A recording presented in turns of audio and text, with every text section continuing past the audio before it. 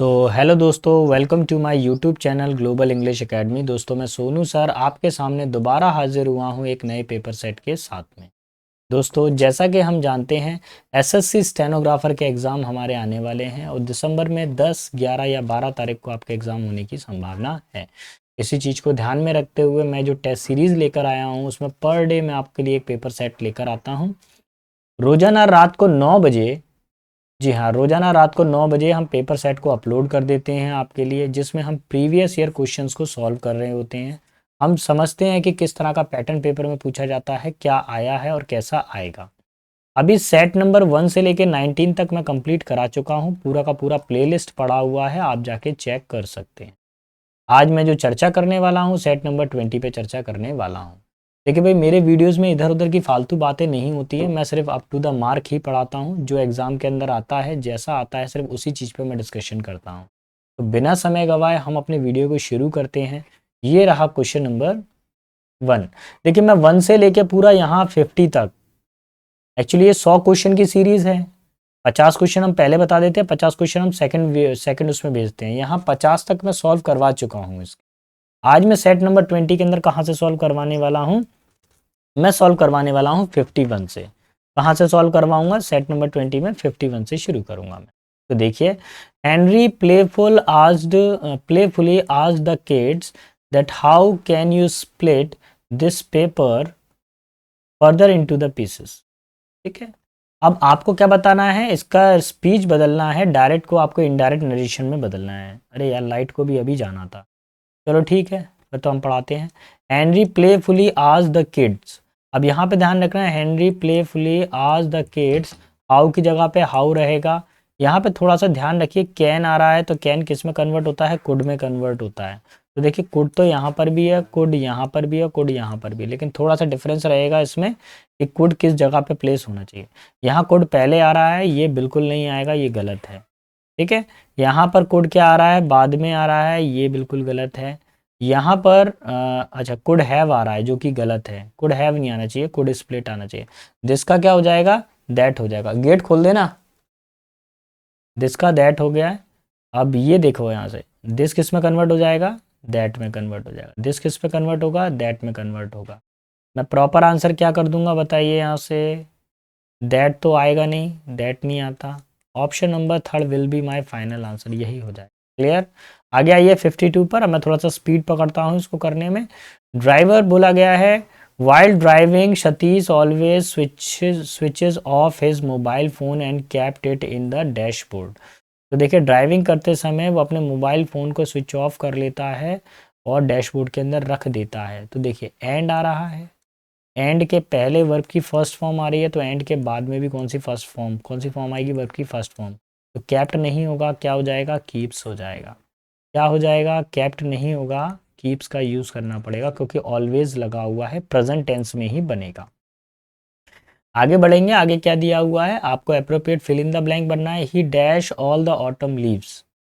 देखिए, autumn leaves यानी वसंत के समय क्या करता है? वो पूरी की पूरी, जो पतझड़ जब आता है तब वो क्या करता है? पूरी की पूरी पत्तियों को वो इकट्ठा कर लेता है। तो अब देखेंगे ध्यान से। स्मूदर का मतलब क्या होता है? मुंह बांध, मतलब किसी का ना गला घोट देना या मुंह बंद कर देना। मुंह बांध कर, मुंह बांध कर मतलब किसी को मार देना, मुंह बांध कर मार देना। ठीक है, मुंह बांध कर मार देना। गैदर का मतलब क्या होता है? किसी चीज़ को कलेक्ट करना, इकट्ठा करना। गार्निश का मतलब क्या होता है? किसी चीज़ को डेकोरेट करना। ठीक है। अच्छा, वीदर का मतलब क्या हो जाता है? कोई चीज़ मुरझा जाती है ना, कोई चीज़ काफ़ी ज़्यादा श्रिंक हो जाए, मुरझा जाए, वो वीदर कहलाता है। अभी मुझे क्या चाहिए? उसने ऑटम लीव्स को क्या किया होगा? कलेक्ट किया होगा, यानी गैदर किया होगा। Option number 2 will be my final answer. Clear? 54 पर आइए। 54 क्या बोल रहा है? नो सूनर, अच्छा ही, देखिए और देन आ रहा है। आपको मैं बता दूं, नो सूनर का आप स्ट्रक्चर बना लीजिए बेटा।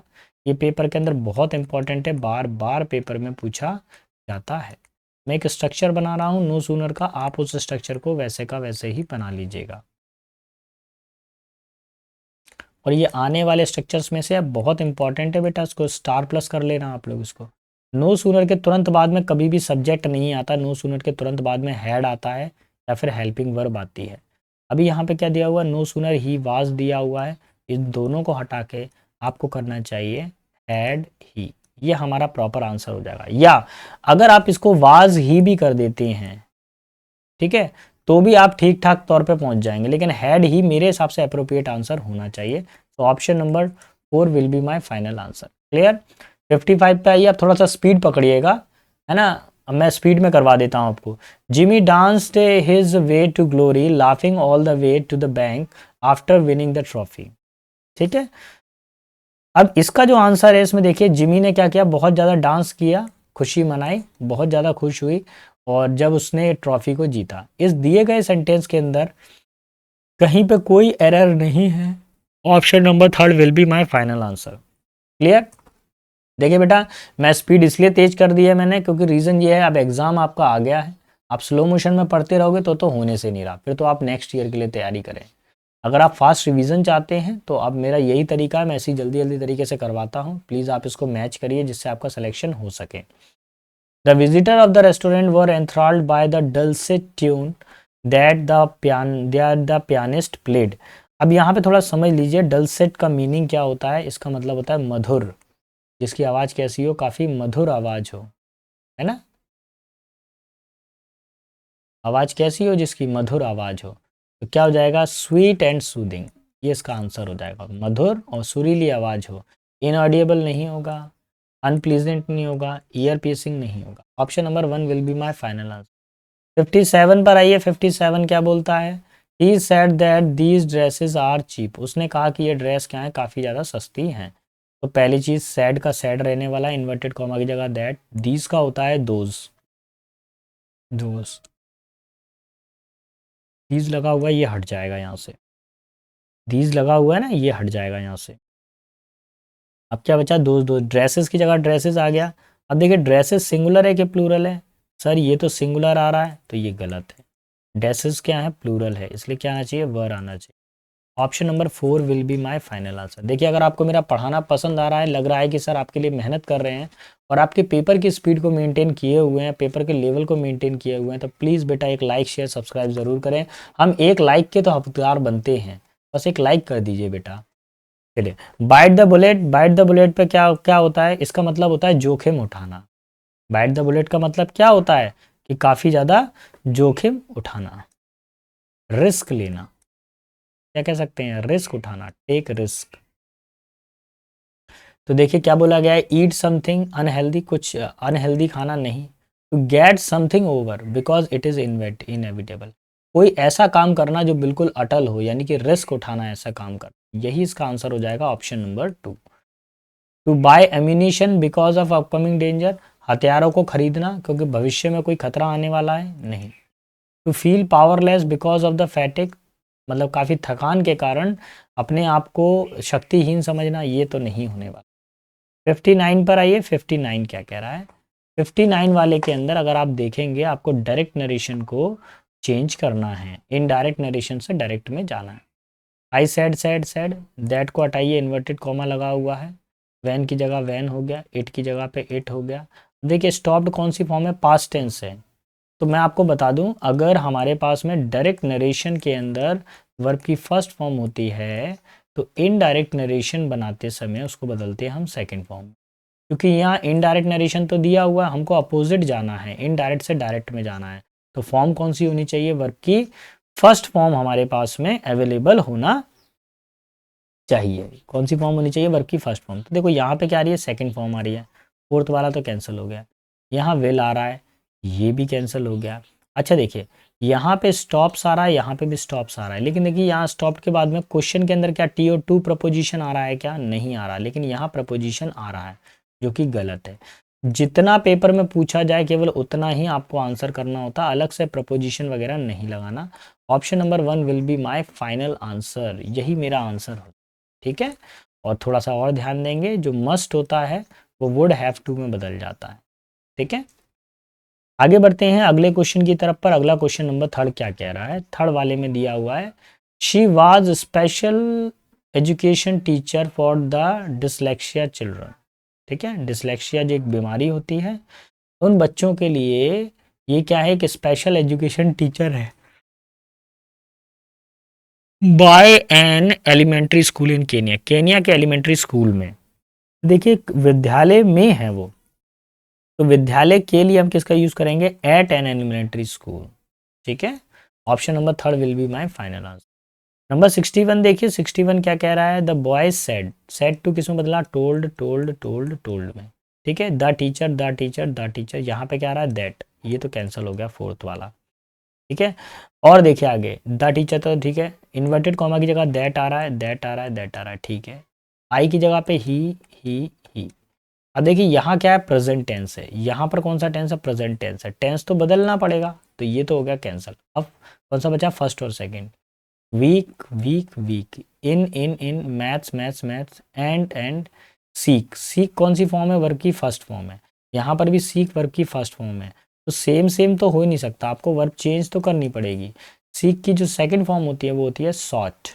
Option number 2 will be my final answer. Clear, आगे आइए 62 क्या बोल रहा है, our neighbour was always told us funny jokes and story, है ना। आवर नेबर वाज ऑलवेज, अरे ये थोड़ा सा वाज आपको अटपटा नहीं लग रहा है, यहाँ पे कुछ सुनने में अजीब सा लग रहा है। Our neighbour always told us funny joke and story, हमारे जो नेबर उन्होंने हमेशा से हमको फनी जोक और कहानियाँ सुनाई हैं। तो option number 4 will be my final. Clear, 63 पर आइए, 63 क्या बोल रहा है, the life guard rescue Molly and her family, life guard ने अपनी फैमिली और मॉली को और अपनी फैमिली को बचाया। ठीक है, तो देख लेते हैं इसको क्या बनाना है, हमको पैसिव वॉइस बनाना है बेटा। तो पहले तो ये देख लीजिए कौन सी फॉर्म है, सेकंड फॉर्म। आप लोग एक फॉर्मूला बना लीजिए, मैं बार बार चिल्लाता हूँ, मैं फिर चिल्लाऊंगा इसके लिए कि आप एक्टिव वॉइस में अगर कभी भी वाज वर्ब की सेकंड फॉर्म आए तो पैसिव वॉइस बनाते समय आपको वाज वर और थर्ड फॉर्म का प्रयोग करना चाहिए। अब देखो, the life guard rescued Molly and her family, Molly and her family क्या है, प्लूरल नंबर है, तो ये पहले आ जाएगा, मॉली एंड हर फैमिली, ये ठीक है। सेंटेंस पास्ट टेंस है तो इज तो आएगा ही नहीं, ये तो गलत हो गया। दूसरी बात, वाज या वर के साथ में बीइंग आ रहा है, यहाँ पे कोई बीइंग का तो कोई काम ही नहीं है, हमको थर्ड फॉर्म चाहिए, ये भी गलत हो गया। देखिए वाज रेस्क्यूड, मैंने फिर बोला कि मॉली एंड हर फैमिली दो लोग हैं, तो सिंगुलर वर्ब तो आएगी ही नहीं, तो वर्ब कैसी आएगी, प्लूरल वर्ब आएगी, और रेस्क्यूड आएगा by a lifeguard. Option number 4 will be my proper answer. 64 पर आ जाइए, 64 क्या कह रहा है, आपको एंटोनिम बताना है, वर्ड है प्रीमेबल। प्रीमेबल का मतलब क्या होता है, कोई चीज़ काफ़ी ज़्यादा पुरानी होती है, ओल्ड होती है। ठीक है, वर्ड दिया हुआ है इंडिजियस, इंडिजियस का मतलब क्या होता है, मूल निवासी, क्या होता है, मूल निवासी। ठीक है, प्रीमेबल का मतलब क्या होता है, कोई चीज़ काफ़ी ज़्यादा मौलिक हो। आगे देखिए, ऑटोकैथोनिक, ऑटोकैथोनिक का मतलब क्या होता है कि किसी स्पेशल एरिया में रहने वाला कोई व्यक्ति हो, मूल निवासी, जैसे विशेष क्षेत्र का मूल निवासी, है ना, विशेष क्षेत्र का मूल निवासी ना, कोई खास ऐसी कहीं पे कोई ऐसे कोई एनवायरमेंटल एरिया हो, जैसे भारत के अंदर अंडमान निकोबार है, लक्षद्वीप है, ये थोड़े अलग एरिया है ना, क्या है, थोड़े सा अलग एरिया है, तो उनको ऑटो कैथोनिक कह सकते हैं। रिसेंट का मतलब क्या होता है, कोई चीज़ बिल्कुल अभी अभी हुई हो, प्रेजेंट में हो कोई चीज़। तो देखिए प्रीमियल का मतलब क्या होता है, ओल्ड होता है, और रिसेंट का मतलब होता है प्रेजेंट, हाल ही में। Option number 4 will be final answer. Clear, 65 पर आइए, my knowledge about the archaeology is very less in comparison to my sister, मेरी जो जानकारी है आर्कियोलॉजी के अंदर बहुत कम है मेरी बहन की तुलना में, यानी बहन को अधिक नॉलेज है। तो देखिए क्या क्या बन सकता है, आपको बनाना है, ये जो वर्ड दिए गए हैं ये सारे के सारे मुहावरे हैं, ये क्या है, सारे के सारे मुहावरे दिए गए हैं। अब इनको कैसे करना है, शॉर्ट आउट देखिए, a drop in the ocean का मतलब क्या होता है, बहुत कम, मिनिमम। ठीक है, यानी ऊंट के मुंह में जीरा, कुछ ऐसी कहानी। A fish out of water मतलब प्रॉब्लम में हो कोई व्यक्ति, ट्रबल। ठीक है, in trouble. In spite in the ocean, बेटा ये तो ऐसा कोई वर्ड तो मैंने सुना नहीं है, अगर आपने कुछ सुना हो तो मुझे बताइएगा। फिर बोला गया है a word under the bridge, तो इसका मतलब क्या होता है, ऐसा कोई काम जो होगा ही, अटल हो, जो इनएविटेबल हो, है ना, जैसा होनी को कौन टाल सकता है, यानी इनएविटेबल है, अटल है, जो होगा ही होगा। ठीक, अभी बोला गया वेरी लेस, वेरी लेस का मतलब क्या हो गया, मिनिमम। तो मेरा option number 1 will be my final answer. Clear, थोड़ा सा और आगे बढ़ेंगे, 66 क्वेश्चन नंबर पर आते हैं और ये क्या बोल रहा है, I did not gate many sleep. है मैनी स्लीप कब होता है भैया, मैनी स्लीप कभी सुना है, मैनी नहीं होगा। जब सेंटेंस नेगेटिव हो, जब सेंटेंस कैसा हो, नेगेटिव हो, तो सम का यूज नहीं हो सकता, मोस्ट भी नहीं आएगा, नो भी नहीं आएगा, यहाँ पर प्रॉपर जो आएगा option number 4, much sleep. Clear. 67 पर आइए क्या बोल रहा है, he appeal for the court to change his decision, उसने कोर्ट से अपील किया कि वह अपने डिसीजन को बदल ले। तो अपील के साथ में कभी फॉर नहीं आता, अपील के साथ में क्या आता है, टीओ टू आता है, option number 1 will be final answer. Clear. आगे देखेंगे 68 क्या बोल रहा है, the project was denounced as a scandalous waste of the tax payer money. अच्छा, अपोजिट बताना है इसका। हम्म, अब समझ लेते हैं इसके अंदर करना क्या है आपको।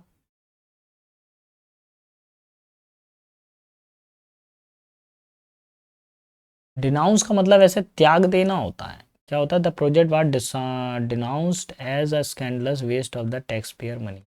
इसका मतलब क्या होता है, किसी को त्याग देना होता है, ठीक है, किसी को हटा देना होता है। अच्छा, रिप्रेजेंटेड का मतलब क्या होता है, किसी को सामने प्रेजेंट करना।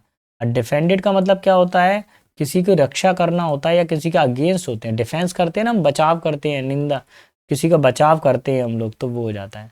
अच्छा, डिक्राई का मतलब क्या होता है, आलोचना करना, क्या होता है, आलोचना करना, ठीक है। और फिर उसके बाद में हमारे पास डिस्क्राइब का मतलब क्या होता है, विवरण करना, विवरण करना। देखिए इसमें थोड़ा सा कंफ्यूजन क्रिएट हो रहा है, मेरे हिसाब से जो आंसर आना चाहिए ऑप्शन नंबर 2 आना चाहिए।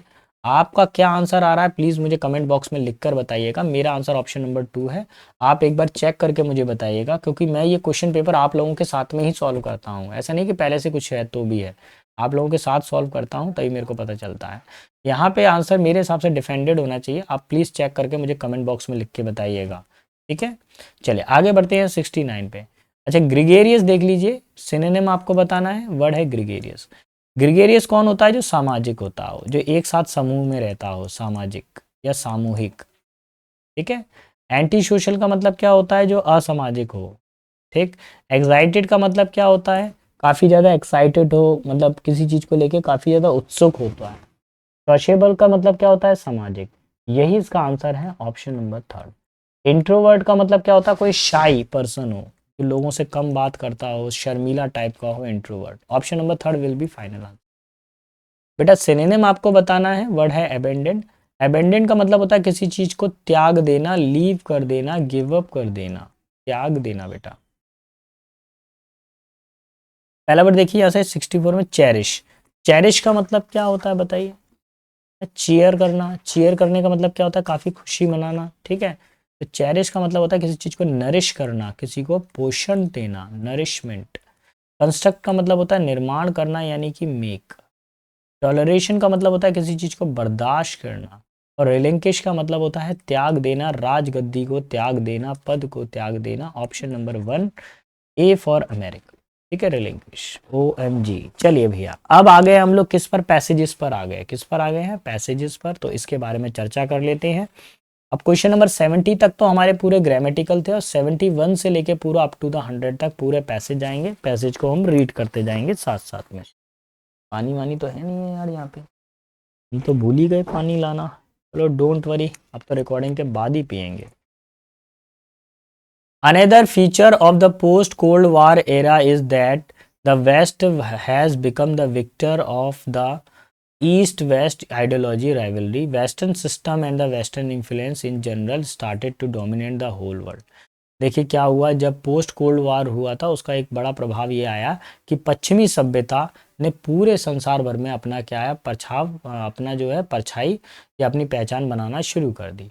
फॉर एग्जाम्पल के लिए देखें, the United state has visible enhance it's Fluence in the Middle east and it causes since the end of the cold war. देखो, मिडल ईस्ट और कॉसेस के अंदर सबसे ज़्यादा यूनाइटेड स्टेट का प्रभाव देखने को मिलता है, जो कोल्ड वार के शीतकालीन युद्ध के बाद में अंत में देखने को मिला था। The invasion of the Kuwait by Iraq, Kuwait का Iraq by the invasion of Kuwait by Iraq, in August 1990। उसका क्या प्रभाव मिला कि इराक के लोग कहाँ पे गए, कुवैत के अंदर उन्होंने घुसपैठ की।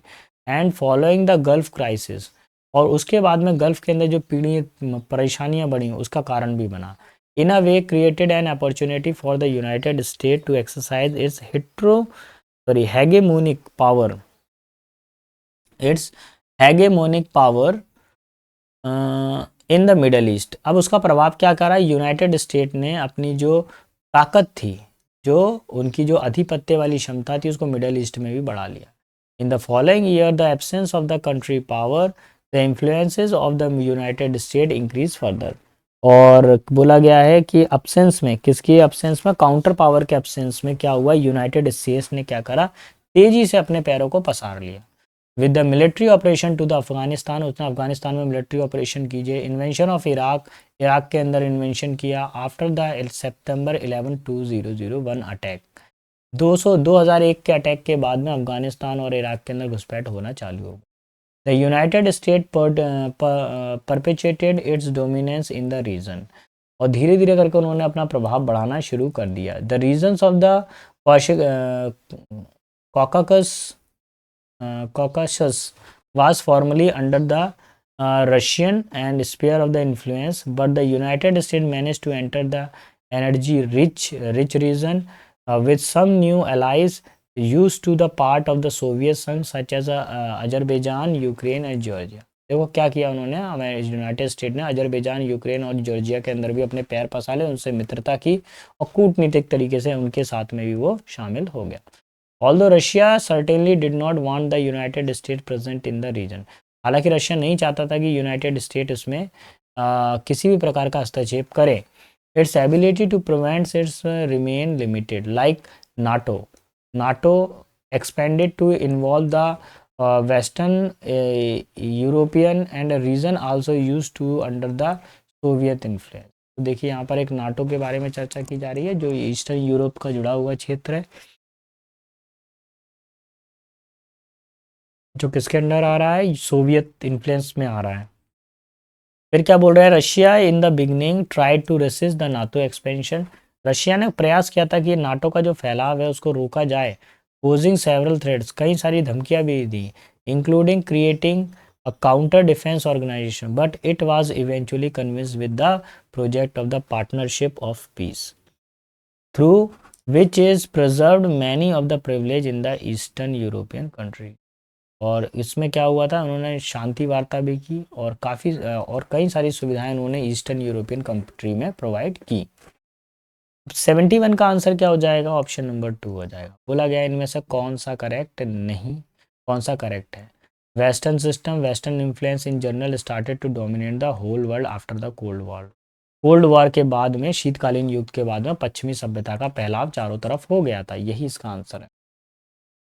72 पर आइए, 72 क्या बोल रहा है। हेगेमोनियस का मतलब क्या होता है, ये आपको बताना है सिनोनिम। इसका मतलब आप कह सकते हैं किसी का वर्चस्व होना, किसी का अधिकार होना, आधिपत्य, सबसे बढ़िया आधिपत्य, आधिपत्य, ठीक है, किसी पर अपना अधिकार होना बहुत ज़्यादा। टायर का मतलब होता है थका हुआ, टायर का मतलब क्या होता है, थका हुआ। वेरी का मतलब भी थका हुआ। ऑल का मतलब क्या होता है, किसी को कष्ट देना, प्रॉब्लम क्रिएट करना। सुप्रीमेसी का मतलब क्या होता है, सर्वोच्चता यानी अधिपत्य। Option number 1 will be my final answer. Clear. 73 पर आइए, 73 क्या कह रहा है, इसको कैसे सॉल्व करेंगे। 73 वाले क्वेश्चन में दिया गया है हमारे पास में, United State manage to enter this energy rich region with some new allies used to be the part of Soviet संघ सच एज। तो देखिए यहाँ पर अगर आप देखें तो एक लाइन आई थी, देखिए यहाँ थोड़ा सा बताऊं, देखो क्या लिखा हुआ है, United State manage to enter this energy rich with some new allies used to be the part of Soviet Union such as Azerbaijan, Ukraine और जॉर्जिया। ये 3 कंट्रियां हिस्सा हैं इसका। अब हमको क्या बताना है, देखो इसके अंदर आपको ये बताना है कि इनमें से कौन, can not be fill in the blank, क्या पूछा गया है, इनमें से कौन सा नहीं है। तो देखिए अजरबैजान तो था, यूक्रेन भी था, जॉर्जिया भी था, इराक नहीं था। Option number 2 will be my final answer. जो नहीं है वो बताना था हमको। आगे देखिए बोला गया अकॉर्डिंग टू द पैसे इराक इन्वेडेड इन कुवैत। इराक कुवैत के अंदर कब दाखिल हुआ था? अगस्त 1990 के अंदर इराक कुवैत के अंदर दाखिल हुआ था। चेक कर लेते हैं पैसेज में कहाँ पे इनके इन्वेंशन के बारे में कुछ बताया है। देखिए अगर मैं यहाँ पे थोड़ा सा आप देख पा रहे हो प्रॉपर, तो देखिए the invention of the Kuwait in Iraq in August 1990। ठीक है, ये तो लाइन टू लाइन आ गया भाई, सेम टू सेम आ गया। ऐसा आ जाए पेपर के अंदर फिर तो खेला हो जाएगा। 75 पे देख लेते हैं 75 क्या बोल। Which of the following can be suitable title, passage के लिए कौन सी चीज सुटेबल टाइटल रहेगी? भैया सीधी सी बात है, पश्चिमी सभ्यता का प्रभाव, वेस्टर्न डोमिनेंस, यही सबसे ज्यादा बेस्ट रहेगा क्योंकि इसी की चर्चा की गई है पैसेज। OMG, एक और पैसेज, चलिए तो इसको भी पढ़ लेते हैं जल्दी जल्दी, ये क्या कह रहा है। देखिए आपके पेपर के अंदर करीब 25 क्वेश्चन जो है पैसेज से रिलेट करते हैं। इससे रिलेट करते हैं, पैसेज से रिलेट करते हैं। उसमें लॉन्ग पैसेजेस भी हैं, शॉर्ट पैसेजेस भी हैं, साथ में उसके अंदर कुछ क्लोज पैसेज भी हैं। तो बहुत सारे पैसेज मिलाकर ये आपका बनता है। Wild life and the nature have largely been associated with the human and the numerous emotion and the social region. देखिए जो जीवन है, जंगली जीवन है ना, और प्रकृति है, वो हमारे मानवता के कई सारे इमोशन और सामाजिक कारणों से जुड़ी हुई है। A reason of the stroll around the park amidst some birds provide a fresh breath of the life and charges our battery। देखिए अगर आप देखें, अगर आप पार्क में भी अगर घूम भटक रहे हो, वहाँ पर अगर पक्षी फ्रेश एनर्जी, वहाँ पर अगर पक्षी चहचहा रहे हैं, तो वो आपके जीवन में एक नई जो है नई एनर्जी को भर देती है। Apart from the bird feeder in the backyard, we can also see take up other active pastimes such as hiking, hunting, canoeing and wildlife photography to relieve our parches nerve। देखिए इसके अंदर ये बोला गया है, केवल पक्षियों को भोजन कराने के अलावा भी बहुत सारी चीज़ें हैं, जैसे क्या हाइकिंग है हमारे पास में, हंटिंग शिकार कर रहे हैं, है ना, फोटोग्राफी ले रहे हैं, वाइल्ड फोटोग्राफी कर रहे हैं, ये सब। Since the pre historic time, यानी पूर्व पाषाण काल में देखा जाए, पूर्व इतिहास काल में देखा जाए, animal have been highly useful to us providing food, clothing, source of income. जानवर से हमको भोजन मिलता है, कपड़ा मिलता है और इनकम का सोर्स मिलता है प्राचीन काल से। Study indicate that the woodpeckers are capable of destroying 90% of the codling moth larva residing under the bark of the tree. देखिए वुड पैकर नाम का एक पक्षी होता है, वो क्या करता है, कैसा पक्षी होता है देखना ध्यान से। जैसे पेड़ है, इस पेड़ के अंदर यहाँ पर वो अपना घर बनाएगा। पक्षी कैसा, बहुत लंबी चोंच है उस पक्षी। कैसी चोंच है भैया, मैं तो बना भी नहीं पा रहा पक्षी, लेकिन मैं प्रयास करूँ पक्षी बनाने। पक्षी तो पेड़ से भी बड़ा हो गया। बोलता है वुड पैकर। ये अपनी क्या करता है, चोंच से क्या करता है, लकड़ी के अंदर छेद कर देता है। इसको कट खोबड़ा भी बोला जाता है हिंदी में। क्या बोलते हैं, कट खोबड़ा। 90% ये क्या करता है, जो ऐसे लार्वा को खत्म कर देता है जो पेड़ को खाते हैं। This shows the significance of the wild life and the wild life habitat for the preserving genetic diversion. भैया पक्षी की इस हरकत से पता चलता है कि वाइल्ड लाइफ हमारे किस तरीके से प्रकृति को सुरक्षित रखती है ना। प्रकृति के अंदर जो भी है, छोटे से लेकर बड़ा कीट पतंगा अपना एक भूमिका निभा रहा होता है। अगर चींटी भी है तो वो अपनी भूमिका निभा रही होती है, और ना हाथी भी है तो वो भी अपनी भूमिका निभाता है। Hence, place where the agriculture, forest and fishery depends on the crops stocks can ensure that such living resources are also enough to withstand even increasing the list of the threat। देखिए जहाँ पर ऐसी place है, जहाँ पर agriculture है, जहाँ forest है, बहुत सारी मछलियाँ हैं, जहाँ पर हम लोग किस पे डिपेंड करते हैं, खाद पर डिपेंड करते हैं, वो सारी क्रॉप्स पर, फसल पर डिपेंड करते हैं, स्टॉक पर डिपेंड करते हैं, वहाँ पर हमारी जो लाइफ है वो काफ़ी ज़्यादा ठीक ठाक रहती है और हम जो है खतरों से लड़ सकते हैं। फर्दर इन मेडिसिन, और अगर मेडिसिन में बात की जाए, development of the new drugs treatment are largely depend on the wild life and wild life habitat. देखिए दवाइयों से क्या करते हैं, जानवरों से या जंगली जानवरों से या जंगल से हम लोगों को क्या मिलती हैं, दवाइयाँ मिलती हैं काफ़ी सारी। ठीक है, interestingly most pharmaceutical product are result of the discovering development of the wild life species, not discovery through the traditional chemistry principle. देखिए ज़्यादातर दवाइयाँ क्या करती हैं, जंगल से प्राप्त होती हैं, वाइल्ड लाइफ से प्राप्त होती हैं हमको, ना कि पुराने ट्रेडिशनल केमिस्ट्री के प्रिंसिपल्स से। टुडे आज most medicinal remedies can contains at least one ingredient drive from the wild plant और एनिमल। आज जितनी भी मेडिसिन है उसमें कम से कम उस दवाई के अंदर एक ऐसा इंग्रेडिएंट होता है जो जंगली पेड़ों से मिलता है या जानवरों से मिलता है। Biodiversities is the different variant of the living being with in an ecosystem और ऑन इन प्लानेट। देखिए बायोडाइवर्सिटी में क्या होता है कि एक ही जंगल के अंदर विभिन्न प्रकार की प्रजातियां रह रही हैं, ठीक है। फिर क्या बोल रहा है इसके बाद में, eco friendly planet, it is the measurement of the health ecosystem. ये क्या करते हैं, इकोसिस्टम को बहुत ही ज़्यादा प्रॉपर तरीके से रखते हैं, हेल्दी बनाते हैं। फिर बोला गया है ट्रॉपिकल, फिर बोला गया biodiversity also takes part in the function of the climate and its terrestrial habitat tropical area are rich in the spices where the polar area support lesser species. The conservation of the biodiversity is inevitable for the survival of the man. Based on the passage, अच्छा सुनिए ध्यान से, कुल मिला के ये बताया गया है कि बायोडाइवर्सिटी के कारण हमारी प्रकृति अभी तक बची हुई है, इसी के कारण वर्षा भी होती है विभिन्नताओं के कारण, इसी के कारण मानव क्या कर रहा है, अपनी तरक्की भी कर रहा है, ठीक है। यहाँ तक था, मानव का सर्वाइवल होना भी जरूर है, मानव ने कैसे सर्वाइव किया वो सब भी बताया गया आज। अब 76 से चर्चा करें, can not be taken up of the past time. ऐसी कौन सी चीज़ है जो पास्ट टाइम में नहीं थी वाइल्ड लाइफ से रिलेटेड, कौन सी चीज़ नहीं थी इसमें। देखिए बर्ड फीडिंग करते थे, पक्षियों को खिलाते थे, हाइकिंग भी करते थे, हंटिंग भी करते थे। इसमें जो नहीं है वो क्या, राइटिंग, राइटिंग की कहीं पे चर्चा नहीं है इसमें, ठीक है। 77 पर आ जाइए, मेक अ गुड, बोला गया है द पैसेज से अबाउट द वुड पैकर। उसने जो कट खोबड़ा था उसके बारे में क्या बताया था भैया, उसके बारे में बताई थी 90% वाली बात। क्या बोली थी कि वो 90% क्या करता है, लार्वा को खत्म कर देता है, खा जाता है वो पेड़ के अंदर। ऑप्शन नंबर थर्ड हो जाएगा। 78 पर आइए, 78 का आंसर है ऑप्शन नंबर थर्ड। कैसे, बोला गया है कि कौन सी इनमें से स्टेटमेंट है जो बिल्कुल करेक्ट है। देखेंगे कौन सी स्टेटमेंट बिल्कुल करेक्ट है इसके अंदर। Most medicinal remedies contains at least one ingredient derived from the wild planet and animal. दवाइयों में जो दवाइयाँ बनती हैं ज़्यादातर, उन दवाइयों में कम से कम एक तत्व हम लोग प्लांट या एनिमल का ज़रूर लेते हैं हर मेडिसिन के अंदर। Option number third will be final.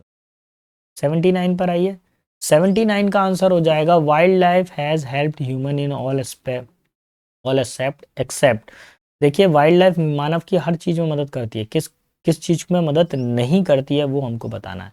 देखिए क्लोथिंग, कपड़े तो हमको मिलते हैं वाइल्ड लाइफ से, डेवलपमेंट ऑफ न्यू मेडिसिन ये भी करती है, प्रोवाइडिंग फूड्स, भोजन भी प्रोवाइड करती है, लेकिन एजुकेशन नहीं देती है हमको, ये बताना है कैन नॉट वाला, ठीक है। ये एजुकेशन नहीं देती है वाइल्ड लाइफ।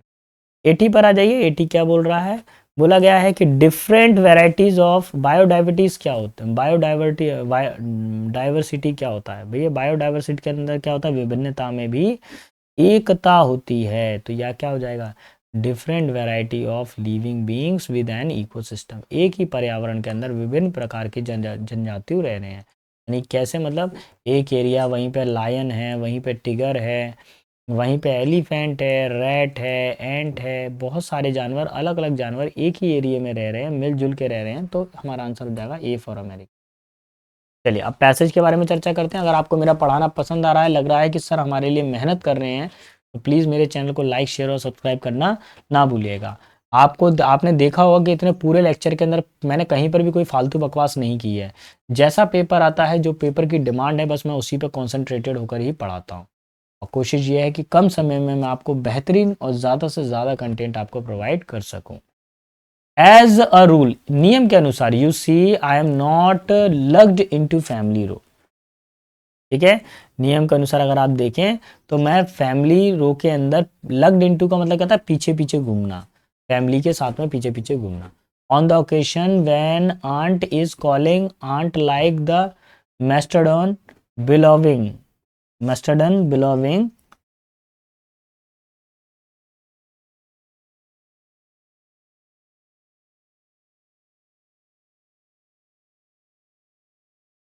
देखिए 81 का जो आंसर आएगा बेटा 2 हो जाएगा। क्या हो जाएगा, 2 हो जाएगा, ठीक है। Bellowing like mastodon bellowing across the premier swamps and uncle James letter about letter about the cousin Marble peculiar behaviour is being shot dash the family circle. Family circle के अंदर उसको ऐसा बनाएगा, शॉर्ट, अच्छा परिवार है, परिवार के अंदर एक सर्कल होगा। अच्छा सुनिए, एट तो आएगा नहीं, अबाउट होता है के बारे में, ये नहीं होगा, फॉर नहीं होगा, राउंड होगा। क्या होगा, उसके फैमिली के अंदर बात कहानी घूम रही है ना, अंकल जेम्स की कहानी कहाँ घूम रही है, उसके परिवार में ही घूम रही है। Please read carefully and send it to the Jane, कृपया करके इसको पढ़ें और जेन को दे दें। The clan has tendency, tendency के साथ हमेशा टू आता है, फिक्स्ड है, टेंडेंसी के साथ में टू आता है। Option number 4, tendency to ignore me. If one of the advantage I get from dash a bachelor, अगर मुझे कोई एक एडवांटेज मिल रहा है जो मैं बैचलर से चाहता हूँ, वो क्या एडवांटेज मिल रहा है वो देख लेंगे। बोला गया है dash a bachelor according to my nearest और dearest particularly half witted bachelor. 84, 84 में आएगा बेटा फ्रॉम बीइंग अ बैचलर, क्या जाएगा, बीइंग अ बैचलर। ठीक है, in my nearest and dearest practically a half witted bachelor, और इसका आंसर हो जाएगा एट दैट, 85 का हो जाएगा आंसर एट दैट। क्लियर। चलिए अब मैं आगे बढ़ता हूँ 86 पर। 86 क्या बोल रहा है, Dill ate and ate and ate, Dill खाती है खाती है खाती है, and he hadn't eaten dash last night, और उसने अभी कल रात से कुछ नहीं खाया है। तो टाइमिंग दिया हुआ है कल रात, ये निश्चित समय है, इसलिए क्या आएगा, सिंस आएगा, फॉर नहीं आएगा। अगर काउंटिंग आती ना 1 2 3 तो फॉर आता है, यहाँ पर आएगा सिंस। ठीक है, चलो अब आगे बढ़ते हैं। अगला क्या बोल रहा है, has eaten the, he used all his money for a ticket, उसने अपने सारे पैसे को टिकट के लिए प्रयोग किया, एंड डैश द ट्रेन, और वो कहाँ चले गए, ट्रेन में चले गए। तो ट्रेन में उसने क्या किया, ट्रेन में वॉकड किया नहीं, क्लाइंब्ड किया नहीं, दौड़ी नहीं, वो क्या क्या, बोर्डेड, बोर्डेड का मतलब होता है ट्रेन में जगह घेरना। As he had done many times, जैसे उसने कई बार किया है। Coolie chatted with the conductor, chat coolie किससे, कंडक्टर से बात कर रहा था। टू डैश, अच्छा टू के साथ में हुज आता है, क्या आता है, ये तो फिक्स्ड प्रपोजिशन आ गया भैया, टू के साथ में हु आएगा, हुम आएगा या हुज आएगा। तो देख लिए टू के साथ में हमेशा हुम क्वेश्चन वर्ड का यूज किया जाता है, टू हुम। तो option number 3 will be final answer. So बोला गया है Dill was a familiar sight, but he had not the nerve to evolve the rule of the small children travelling a distance alone. If you have lost your money the conductor will dash you, यदि आपका पैसा खो गया है तो conductor आपको क्या करेगा, कुछ पैसा आपको उधार दे देगा। ठीक है, ऑप्शन नंबर लेन, उधार देना। बोरो का मतलब क्या होता है, उधार लेना, लेकिन यहाँ पर क्या है कि जब तुम पे पैसा नहीं होगा तो क्या बोल रहा है कि वो कंडक्टर भी आपको सहायता कर देगा और वो आपको पैसा दे देगा। इनफ फॉर डिनर, उसने इतना पैसा दिया कि डिनर के लिए पर्याप्त था। And your father will dash him back at the end of the line, और आपके पिताजी जो पैसा मैंने दिया है वो मुझे लौटा देंगे, कब कर देंगे, at the end of the light line. तो पे हो जाएगा, पे हिम बैक, लौटाना, दोबारा से दे देना। ठीक है, option number 1 will be final. 91 पर आइए, 91 क्या कह रहा है, देखिए बेटा मेरी कोशिश ये है कि कम समय में मैं ज़्यादा से ज़्यादा और अच्छा कंटेंट आपको प्रोवाइड कर सकूँ, इसलिए स्पीड थोड़ा मेरी फास्ट रहती है, तो प्लीज़ मेरी स्पीड को मैच करिएगा। सिलेक्शन चाहते हैं और पसंद आए तो भैया चैनल को लाइक ज़रूर करिएगा, नहीं पसंद आए तो कोई बात नहीं है, आप वहाँ पे लिख के दीजिएगा सर मेरे को वो कंसेप्ट समझ में नहीं आया तो हम उस पर डिस्कशन करेंगे, या आप लिख के दीजिए सर हमको कोई दूसरा मेथड बताइए तो हम दूसरा मेथड भी बताएंगे आपको। देखिए द ग्रामर कंसेप्ट्स, अब देखिए कंसेप्ट क्या है, एक है कि अनेक है, पहले ये बताइए, बहुत सारे कंसेप्ट हैं। Dash systematically and explained with example dash by exercise. तो देखिए यहाँ तो इस तो आएगा नहीं, हेड भी नहीं आएगा, are grade, grade are grade नहीं आएगा। देखो यहाँ क्या आ रही है, थर्ड फॉर्म आ रही है ना, तो आपको ध्यान रखना होता है एंड के दोनों साइड पे सेम फॉर्म आती है, तो यहाँ पर भी क्या आएगी, थर्ड फॉर्म आएगी। ठीक है, तो option number 1 will be my final answer. 92 पर आ जाइए, 92 क्या कह रहा है, 92 में बोला गया है डैश एक्सरसाइज, अब वो क्या की जाती है, एक्सरसाइज का पालन किया जाता है, फॉलोड बाय एक्सरसाइज। फॉलोड का मतलब क्या होता है, पालन करना होता है। तो option number 4 will be my final answer. क्या हो जाएगा, ऑप्शन नंबर 4 मेरा फाइनल आंसर। ठीक है, आज तो पूरे टाइम तक लाइट आई नहीं है, मैं वीडियो रिकॉर्ड कर रहा हूँ वो भी इन्वर्टर लाइट पे कर रहा हूँ, इसलिए थोड़ा सा मेरा वीडियो आपको ऐसे ही दिख रहा होगा हल्का फुल्का, है ना, क्या करें, पढ़ाना तो है। OMG, देखो लाइट का बोला और लाइट आ गई ना। अब तो सर आप तो बड़े गोरे गोरे से दिख रहे हो सर लाइट आने से। बेटा ये लाइट का ही तो इफेक्ट है। रील और रियल्स में यही तो अंतर है बेटा। है ना। चलो अच्छा है। अब तो सर आप तो सुंदर सुंदर से दिख रहे हो लाइट में। लाइट जाने के बाद में तो सर आपकी हकीकत सामने आ जाती है। चलो, the writing section, the writing section ये क्या है आपके पास में, सिंगुलर सब्जेक्ट है। और पूरा जो सेंटेंस है हमारा किस में चल रहा है, प्रेजेंट फॉर्म में चल रहा है। तो पास्ट फॉर्म तो हम अलाउ कर ही नहीं सकते हैं। तो मेरे हिसाब से इसके अंदर पास्ट फॉर्म वाले वर्डों को हटा दीजिए। इस प्रोवाइडिंग नहीं करेंगे, विल भी प्रोवाइड नहीं होगा, केवल क्या होगा, प्रोवाइड्स हो जाएगा।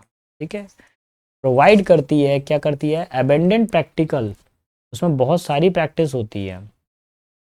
देखिए ग्रामर के कंसेप्ट में क्या होता है कि जब हम ग्रामर किसी को पढ़ाते हैं, जैसे मैंने आपको आर्टिकल चैप्टर पढ़ाया, रूल मैंने पढ़ा दिए। अब रूल पढ़ाने के बाद में मैं आपको बहुत सारी एक्सरसाइज दे रहा हूँ, बहुत सारे एग्जाम्पल दे रहा हूँ करने के लिए, आप उसको सॉल्व करिएगा एग्जाम्पल को। तो ये राइटिंग है, जो राइटिंग सेक्शन होता है, इससे क्या होता है, बहुत प्रैक्टिस करने के बाद में सुधर जाता है।